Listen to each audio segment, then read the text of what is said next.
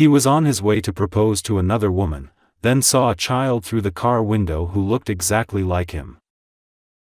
Ethan Collins believed in forward motion.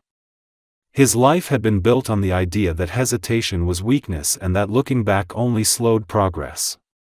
As the CEO of a rapidly expanding company, a self-made millionaire whose name appeared regularly in business magazines, he was admired for his decisiveness and feared for the same reason. He did not dwell on mistakes, because he preferred to see them as necessary steps toward something better. That afternoon, everything was moving exactly according to plan. The city passed outside his car windows in familiar patterns of glass, traffic, and late afternoon light. His phone rested face down in the center console, deliberately ignored for once, while the small velvet box on the passenger seat seemed to radiate significance far beyond its size. Inside it was a ring chosen after weeks of consideration, not because of doubt, but because Ethan wanted everything to be perfect. Tonight, he would propose. Tonight, he would close another chapter and open a new one, cleaner and more predictable than the last. He told himself this was happiness. As he drove, his thoughts drifted briefly to the woman waiting for him, to the dinner reservation, to the words he had rehearsed enough times that they no longer sounded emotional, only correct. He liked that feeling. Control had always been his version of safety. Love, when it fit neatly into plans, was acceptable. When it didn't, it became a liability. The traffic light ahead turned red near a small park he barely noticed anymore. Ethan slowed, his foot easing onto the brake, his gaze lifting without intention toward the rows of trees and the worn benches beyond the sidewalk. Children's laughter carried faintly through the closed windows, distant and irrelevant, part of a world he had long decided did not belong to him. Then his eyes caught on something that made his breath stop. At the edge of the park stood a woman with light hair pulled back loosely, her posture relaxed but protective. She held a small boy in her arms, the child's face half hidden against her shoulder as he laughed at something only he understood. For a split second, Ethan's mind rejected what his eyes were telling him, offering excuses instead. Someone similar. A coincidence. Memory playing tricks. But the longer he looked, the less room there was for denial. Lily. The name surfaced before he consciously allowed it to, bringing with it a sharp, unexpected ache. He had not thought of her in years, not truly. In his mind, she belonged to a closed chapter, one he had sealed carefully with assumptions that made everything easier to live with. He had believed she left because she was unhappy, because she wanted something simpler, because she found someone else who could give her what he never intended to. He had never questioned that story. The child shifted in her arms, lifting his head just enough for Ethan to see his face clearly. Brown hair. Brown eyes. A familiar seriousness behind the laughter that struck him with a force he could not explain. The resemblance was subtle, but undeniable, threading through features Ethan had seen every morning in the mirror for decades. His heart began to pound, not from fear, but from a sudden, terrifying clarity. The light turned green. Cars behind him began to move, horns sounding impatiently, but Ethan remained frozen, his hands gripping the steering wheel as if it were the only solid thing left in the world. The future he had been so certain about moments earlier cracked silently, splitting under the weight of a single image he could not unsee. Without fully understanding why, he pulled the car to the side of the road and turned off the engine. The velvet box with the ring remained untouched on the seat, forgotten, suddenly meaningless. Ethan opened the door and stepped out into the noise of the city, his focus locked on the park ahead. Every step toward it felt unreal, as though he were walking into someone else's life, someone else's truth. He did not know what he would say or what he hoped to hear. He only knew one thing with absolute certainty. Whatever waited for him by that park was about to change everything he thought he knew about his past, and everything he believed he was building for his future. Ethan crossed the street with a strange sense of detachment, as if his body were moving faster than his mind could follow. The sounds of traffic, the distant voices, even the warmth of the air seemed muted, pushed to the edges of his awareness. His attention was fixed entirely on Lily and the child in her arms, on the way she shifted her weight slightly to keep the boy comfortable, on how natural and practiced the movement looked. Lily noticed him when he was still several steps away. At first, her expression was neutral, almost absent, until recognition settled in. Her eyes widened slightly, not in surprise, but in something closer to resignation. She did not smile, and she did not turn away. Instead, she straightened instinctively, one arm tightening around the child, the other resting protectively along his back.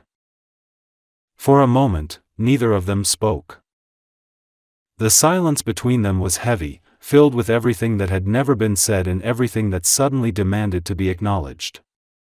Ethan searched her face for anger, for accusation, for anything that might prepare him for what was coming. He found none of it. Lily looked calm, almost distant, as if she had already lived through this moment in her own mind long before it ever happened. "Ethan," she said quietly, breaking the silence. Hearing his name in her voice again unsettled him more than he expected. It sounded different now, stripped of warmth and expectation, grounded in reality rather than memory. He swallowed, unsure how to respond, his gaze drifting back to the child despite himself. The boy had turned to look at him openly now, his curiosity unfiltered. His brown eyes studied Ethan with the same seriousness Lily had once used when she listened more than she spoke. The resemblance tightened painfully in Ethan's chest, each detail confirming what his instincts were already screaming. "How old is he?" Ethan asked, his voice low and rough, as though the words had to fight their way out. Lily hesitated only a fraction of a second. 2, she answered. The number landed heavily between them, reshaping years into something painfully precise.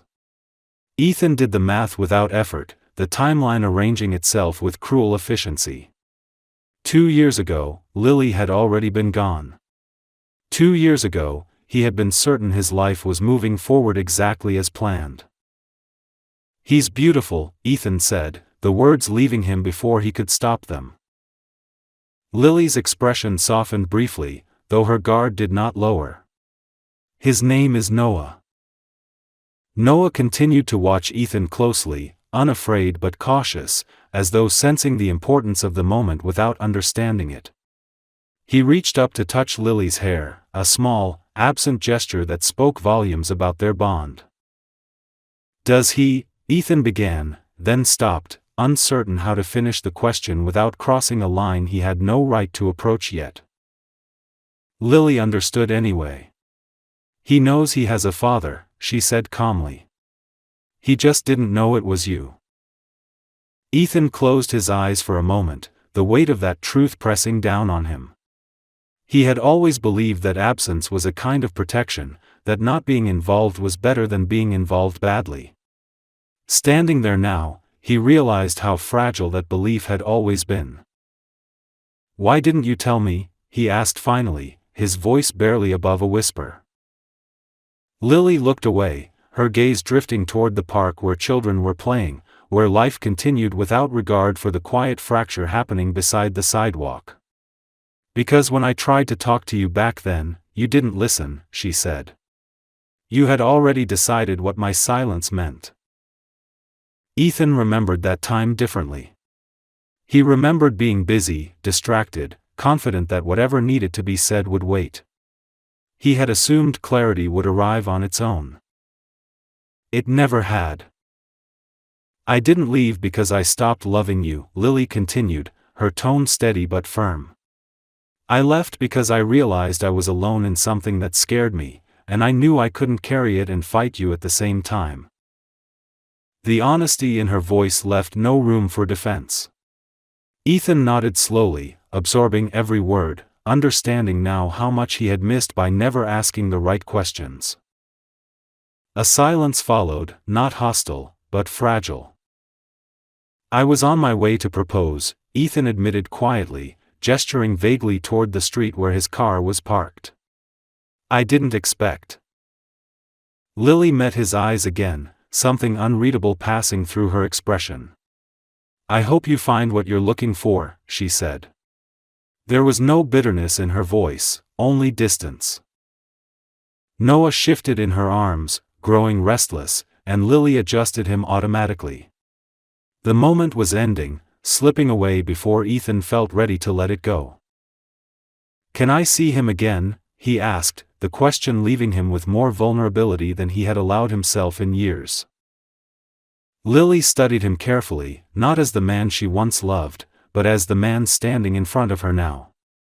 "That depends on what you want," she said. "And whether you're willing to stay, even when it's not convenient." Ethan nodded without hesitation. "I am." For the first time since he stepped out of his car, something like hope flickered quietly between them, uncertain but undeniable, as the past finally began to loosen its grip on the present. That evening, Ethan did not return to the car for a long time. He stood across the street, watching from a distance as Lily walked away with Noah, her pace unhurried but purposeful, as if she were protecting the fragile balance of her life by refusing to linger. The child rested his head on her shoulder now, tired, his small hand tangled in her hair. The sight lodged itself deep in Ethan's chest, heavier than any boardroom loss he had ever endured. When they disappeared around the corner, the world seemed to rush back all at once. The noise of traffic, the impatience of passers-by, the vibration of his phone that he had ignored for hours. Ethan slid back into the driver's seat, staring at the velvet box still lying where it had been, untouched and suddenly absurd. He did not open it. He did not need to. The future it represented no longer belonged to him. He drove aimlessly for a while, letting the city blur past, his thoughts looping relentlessly. Every memory of Lily replayed itself with cruel clarity. Moments he had once dismissed as insignificant now felt weighted with meaning. Her quiet pauses, the way she watched him when he spoke too quickly, the tension in her voice the last time they argued. He had called it distance. He had called it incompatibility. He had never once considered fear. By the time he reached his apartment, the sun had already begun to set. The rooms felt sterile and oversized, filled with objects chosen for comfort but never warmth. Ethan dropped his keys on the counter and stood still, listening to the silence, which now felt louder than any noise. For the first time in years, he did not know what he was supposed to do next. Sleep did not come easily. When it finally did, it was shallow and restless, broken by images of a child's eyes staring at him with unspoken recognition. He woke before dawn with a sense of urgency he could not explain, as though time itself had begun to move differently, faster, demanding action. The next morning, Ethan made a decision that would have once felt unthinkable. He cancelled his meetings. All of them. His assistant protested briefly, accustomed to a man who never deviated from schedule, but Ethan cut the conversation short. For once, business could wait. Something far more fragile required his attention. He drove past the park again, not expecting to see Lily or Noah, but needing to understand the place where everything had shifted. He sat on the same bench where Lily had stood the day before, watching parents interact with their children, noticing details he had never bothered to see. The way small hands reached instinctively for safety. The way adults bent their entire lives around those moments without complaint. Ethan realized how little he had ever noticed before. Later that day, he called Lily. His hand hovered over the screen longer than he liked to admit before he pressed her name. When she answered, her voice was calm, cautious, not surprised. "I've been thinking," he said slowly, choosing each word with care. "About what you said. About staying, even when it's not convenient." There was a pause on the other end of the line. Thinking is a start, Lily replied. But Noah doesn't need promises. He needs consistency. I know, Ethan said. I'm not asking for anything right now. I just want to be present. On your terms. Silence followed, longer this time. Ethan waited, resisting the instinct to fill it with arguments or assurances. Finally, Lily spoke again. We're going to the park tomorrow afternoon, she said. If you want to come, you can. But understand this isn't about you getting answers. It's about you showing up. I'll be there, Ethan replied without hesitation. After the call ended, he sat back, feeling both lighter and terrified. For the first time, he understood that control was not something he could impose on this situation. Whatever came next would depend not on his power or resources, but on patience, humility, and his willingness to accept a role he had never learned how to play. That night, Ethan removed the ring from its box and placed it in a drawer, not as a rejection of love, but as an acknowledgement that love could not be forced into timelines and plans. The future he thought he wanted had dissolved quietly, leaving space for something uncertain, something real. And for the first time in a very long while, Ethan did not try to fill that space immediately. He let it exist. The next afternoon arrived with a nervous anticipation that Ethan could not shake. He reached the park early, parking several blocks away and walking the rest of the distance as if slowing his arrival might give him time to prepare for something he still did not fully understand. The park looked different now, stripped of its role as a passing backdrop and transformed into a place weighted with meaning.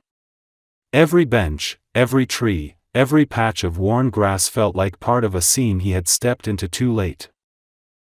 He chose a spot near the path and waited, his hands tucked into the pockets of his jacket, his posture deliberately relaxed even though his thoughts were anything but.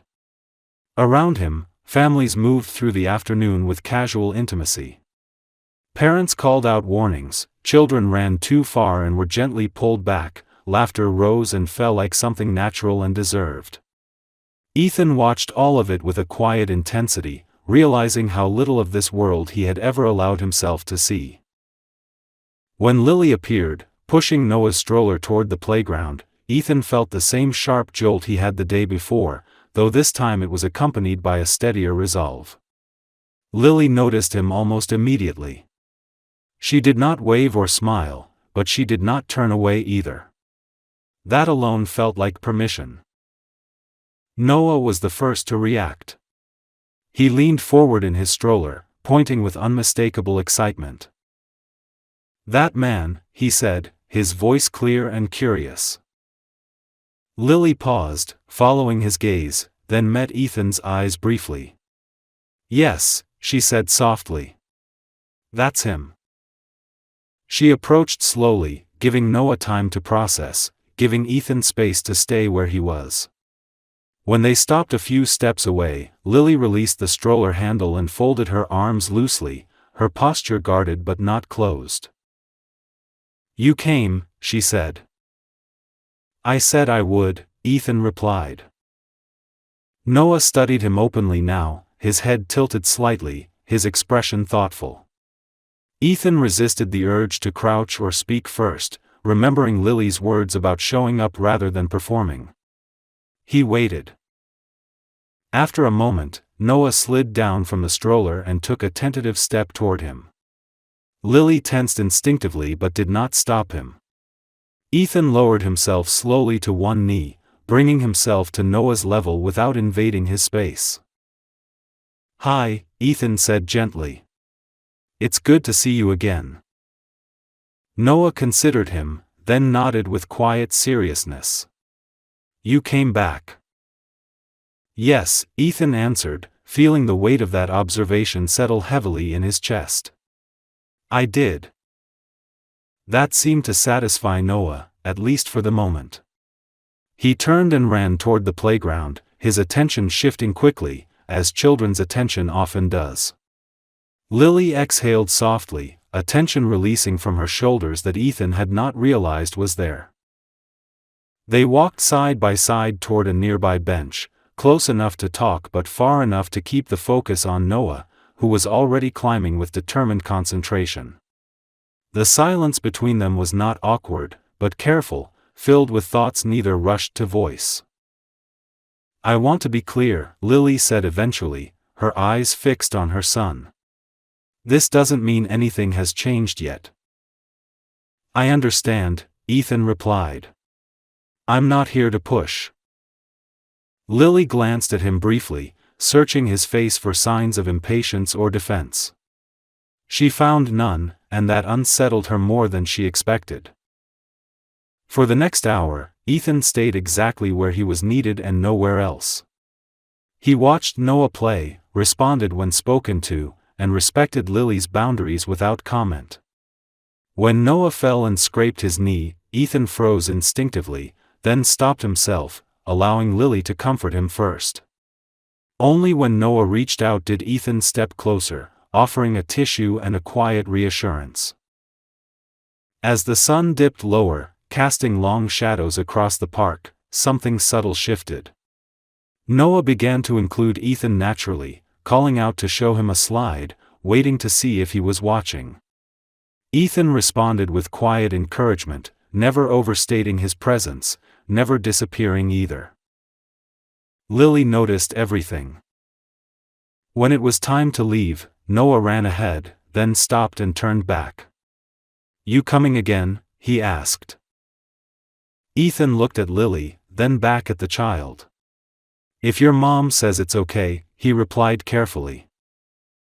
Lily hesitated, then nodded once. "We'll see." It was not a promise, but it was not a refusal either. As they parted ways, Ethan felt a strange mix of exhaustion and clarity. He had not solved anything. He had not reclaimed the past or secured the future. But he had shown up, exactly as he said he would, and for the first time, that felt like enough. Watching Lily and Noah walk away, Ethan understood something fundamental had changed. The measure of his life was no longer defined by what he could plan or control, but by whether he could remain present in moments that asked for patience rather than certainty. And as the park slowly emptied around him, he knew with quiet conviction that this was only the beginning. Over the next few weeks, Ethan's life began to rearrange itself around a rhythm he had never known before. It did not happen dramatically or all at once, but through a series of small, deliberate choices that quietly displaced everything else. Meetings were shortened, trips postponed, priorities questioned. His calendar, once packed to the minute, now had empty spaces he protected fiercely, not because he suddenly disliked work, but because something else demanded his attention in a way nothing ever had. He came to the park regularly, always at the times Lily agreed to, never early enough to pressure her and never late enough to disappoint Noah. At first, his presence was cautious, carefully measured. He sat nearby, observed, responded when invited, and stayed silent when he was not. He learned quickly that trust did not grow from explanations or apologies, but from consistency. From being there again, and then again, and then again. Noah began to recognize him not as a stranger or a curiosity, but as a familiar figure who belonged in the background of his days. He started calling Ethan over to watch him climb, asking him to push the swing a little higher, handing him small stones and broken twigs as if they were treasures. Each gesture felt monumental to Ethan, even as he pretended it was not, careful not to overwhelm the fragile balance they were building. Lily watched everything closely. She noticed how Ethan never tried to take control, how he waited for Noah to come to him rather than reaching out first. She noticed the way he listened, truly listened, when she spoke, without interrupting or offering solutions that were not asked for. It unsettled her, because it did not align with the man she remembered, the man who once believed every problem could be managed with speed and authority. One afternoon, as they sat together on a bench while Noah played nearby, Lily finally spoke the question she had been carrying silently. "You've changed," she said, her tone neutral but observant. Ethan did not deny it. "I had to," he replied. "The person I was didn't know how to stay." Lily considered this, her gaze following Noah as he ran across the grass, laughing freely. "Staying is the easy part," she said quietly. "Understanding why you left is harder." Ethan nodded slowly. He had spent many sleepless nights confronting that truth. "I was afraid," he admitted. "Not of responsibility, but of losing the version of myself I thought I needed to be. I convinced myself that distance was honesty." Lily did not respond right away. She had lived with the consequences of that fear for years, carrying them through exhaustion, uncertainty, and moments of quiet resilience Ethan had never witnessed. Forgiveness was not something she could offer lightly, even now. Later that week, she agreed to let Ethan visit their home. It was a small apartment, modest and warm, filled with signs of life rather than design. Toys scattered across the floor, drawings taped to the refrigerator, a faint smell of laundry detergent and cooked meals lingering in the air. Ethan felt an unexpected tightness in his chest as he stepped inside, realizing how much of Noah's world had existed without him. Noah showed him his room proudly, pointing out his bed, his favorite books, the toy cars lined up with careful precision.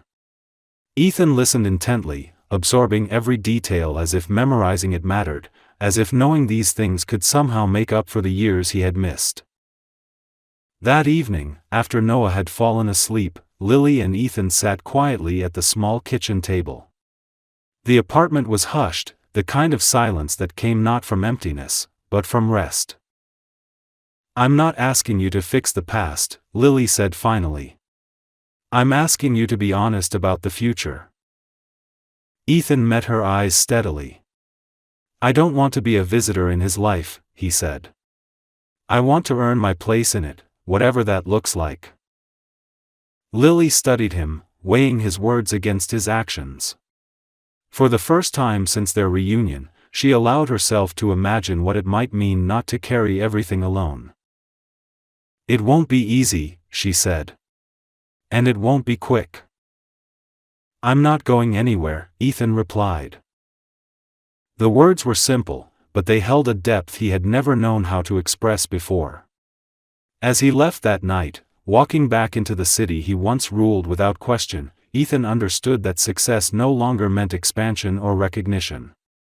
It meant restraint. It meant presence.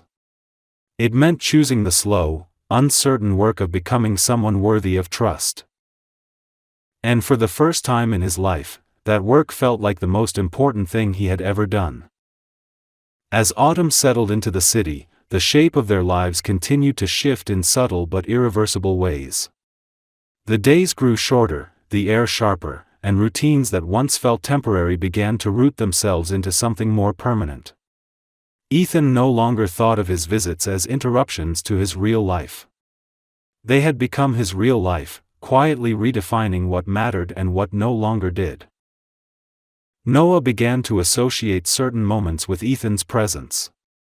Saturday mornings meant trips to the bakery where he was allowed to choose a pastry almost as big as his hand.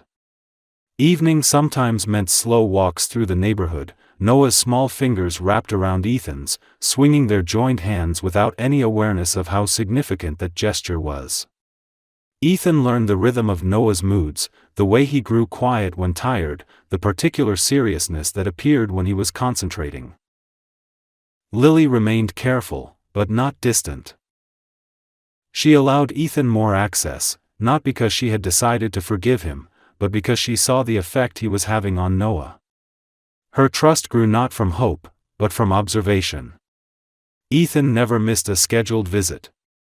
He remembered small details and followed through on promises, even when they were inconvenient or clashed with work obligations he once would have considered non-negotiable. Still, not everything moved smoothly.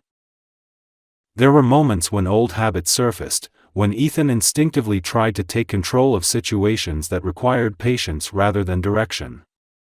One evening, after Noah refused to eat dinner and dissolved into tears, Ethan intervened too quickly, offering solutions that only escalated the situation. Lily stepped in calmly, guiding Noah back to his plate with quiet reassurance. Later, after Noah had fallen asleep, Lily addressed it gently but firmly. "You don't have to fix everything," she said. "Sometimes he just needs to be heard." Ethan absorbed the words without defensiveness. "I'm learning," he replied. "I've spent my whole life solving problems. This feels different." "It is different," Lily said. "It's not about efficiency. It's about presence." That distinction stayed with Ethan. He began to notice how often he equated action with value, how rarely he had allowed himself to simply sit with discomfort. Parenting, he realized, required a kind of humility that success had never taught him. One afternoon, Lily asked Ethan to take Noah to a pediatric appointment. It was a small request, but it carried weight. Sitting in the waiting room with other parents, Ethan felt a strange sense of belonging mixed with quiet guilt.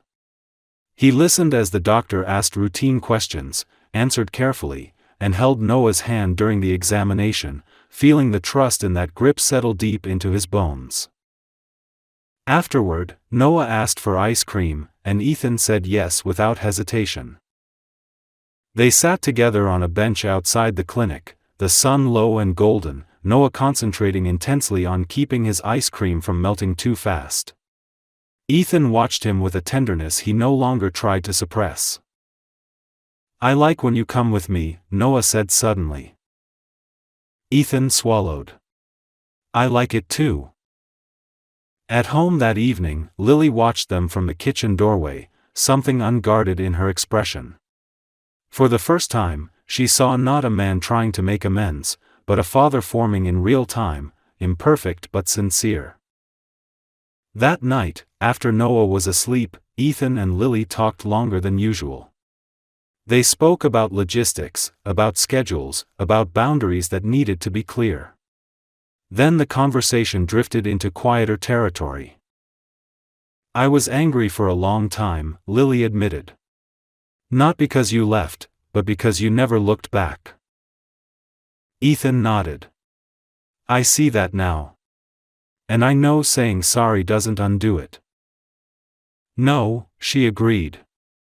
"But staying does something else." The word lingered between them. As Ethan left, walking under the streetlights toward his car, he felt the weight of responsibility settle fully onto his shoulders. It was heavier than anything he had ever carried, and yet it felt exactly where it belonged. For the first time, he understood that being needed was not a burden. It was a privilege he intended to protect. Winter arrived quietly, settling over the city with a kind of stillness that made everything feel more exposed. The first snowfall came early one morning, soft and deliberate, transforming streets and rooftops into something gentler than Ethan remembered. It was the kind of morning that slowed people down, forcing them to notice where they stepped and how they moved, and Ethan found that he welcomed it. Slowness no longer frightened him.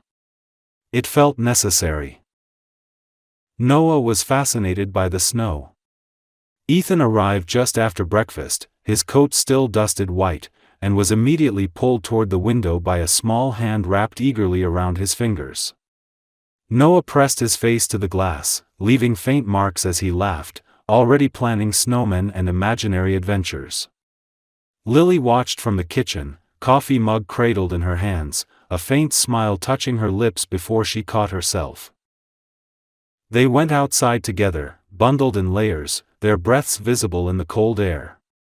Ethan helped Noah build a lopsided snowman, patiently packing snow while Noah declared each uneven shape perfect.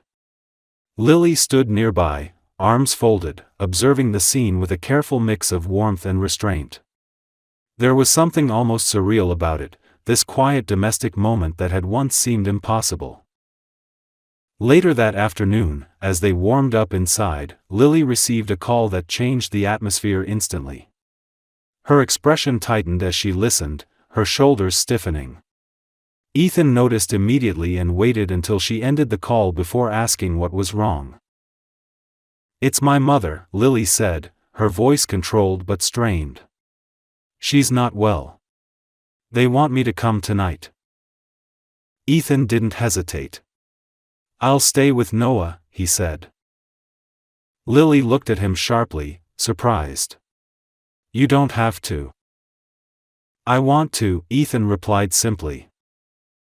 She studied him for a long moment, weighing instinct against experience. Finally, she nodded. "All right." The hours that followed were some of the most challenging Ethan had ever faced. Not because Noah was difficult, but because responsibility without supervision felt terrifying in its own way. Dinner had to be prepared, bedtime routines followed, small fears soothed without Lily's familiar presence to anchor them. When Noah asked where his mother was, Ethan knelt beside him and answered honestly, keeping his voice steady. "She had to help someone she loves. She'll be back soon." Noah accepted this with solemn understanding and insisted Ethan read his favorite book twice before sleeping. When he finally drifted off, his hand clutching the edge of Ethan's sleeve, Ethan remained seated beside the bed long after he could have left, listening to the steady rhythm of his breathing. Sitting alone in the quiet apartment later that night, Ethan felt the full weight of what he had almost lost. Not just Lily, not just Noah, but the chance to become someone capable of holding this kind of trust. He realized then that love was not built in moments of joy alone, but in moments of absence, when staying was a choice rather than an expectation. Lily returned close to midnight, exhausted and emotionally drained. She froze when she saw Ethan asleep on the couch, a blanket pulled up around him, the apartment peaceful and intact. For a moment, she simply stood there, taking in the evidence of a promise kept without witness. When Ethan woke, embarrassed and apologetic, Lily stopped him with a raised hand. "Thank you," she said quietly. It was the first time she had spoken those words to him without reservation. Over the next weeks, the boundaries between them softened almost without notice. Conversations lingered longer. Silences grew comfortable rather than tense. They spoke more openly about fears, about mistakes, about the ways they had both learned to survive separately. Ethan did not ask for forgiveness. He no longer felt entitled to it. He focused instead on earning something else entirely. One evening, after Noah had fallen asleep, Lily sat beside Ethan on the couch, their shoulders almost touching. "I don't know what this is yet," she said carefully. "But I know it's not what it used to be." Ethan nodded. "I don't want it to be." That answer seemed to matter. As winter deepened, something fragile but resilient began to take shape between them. Not a return to the past, but the construction of something new, built slowly from patience, honesty, and the quiet understanding that love, once broken, does not simply return. It grows differently. And for the first time, both of them were willing to let it. Spring arrived almost unnoticed, as if the world itself had decided not to rush what was finally beginning to feel right. The snow melted slowly, revealing sidewalks and parks that looked different now, familiar yet altered by the passage of time.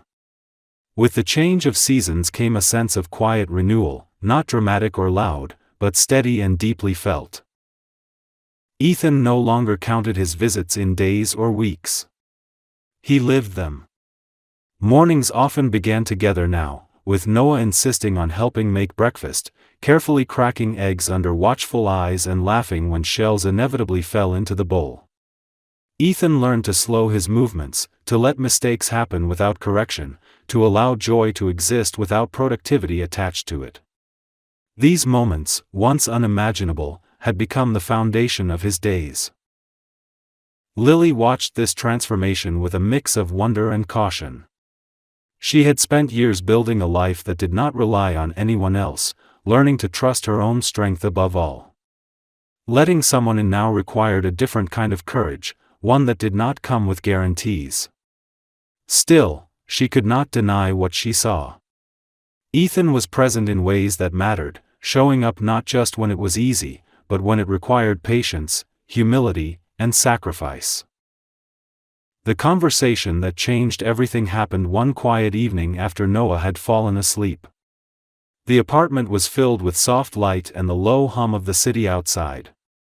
Lily sat at the table, turning a mug slowly between her hands, while Ethan stood nearby, uncertain but attentive. "I don't want to live in fear anymore," Lily said finally. "Not fear of being left, and not fear of hoping." Ethan met her gaze, his expression open, unguarded. "I can't undo the past," he said. "But I can choose every day not to repeat it." They talked long into the night, about boundaries and expectations, about mistakes that still hurt and dreams that felt almost dangerous to voice. There were no grand promises, no declarations meant to erase pain. There was only honesty, offered carefully and received with equal care. Weeks later, they took Noah to the park where everything had begun. He ran ahead of them, carefree, his laughter echoing through the trees as he chased pigeons without success. Lily and Ethan walked side by side, their hands brushing occasionally, neither pulling away.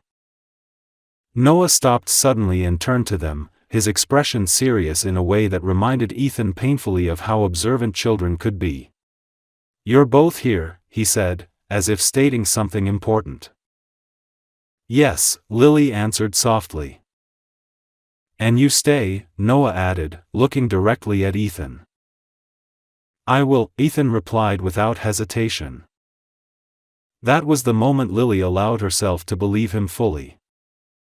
Life did not become perfect. There were disagreements, moments of uncertainty, days when old fears resurfaced without warning. But there was also something stronger now, something resilient. Trust, once shattered, had been rebuilt not through words, but through time, presence, and the willingness to remain even when it would have been easier to walk away. Ethan adjusted his life permanently, stepping back from the relentless pace that once defined him. Success took on a new meaning, measured not by growth charts or profits, but by bedtime stories read without distraction and mornings spent together rather than apart. For the first time, his achievements felt connected to something real. On a warm spring afternoon, as they sat together watching Noah play, Lily leaned slightly against Ethan's shoulder. The gesture was small, almost imperceptible, but it carried more weight than any spoken promise. Ethan did not move. He simply stayed. Sometimes people believe that love is something you find once and hold on to forever without effort. But real love asks more. It asks for accountability, patience, and the courage to change. Ethan had once believed he had no children. He had been wrong. He had a son. And finally, he had a family. Not because life gave him a second chance easily, but because he chose, every day, not to waste it.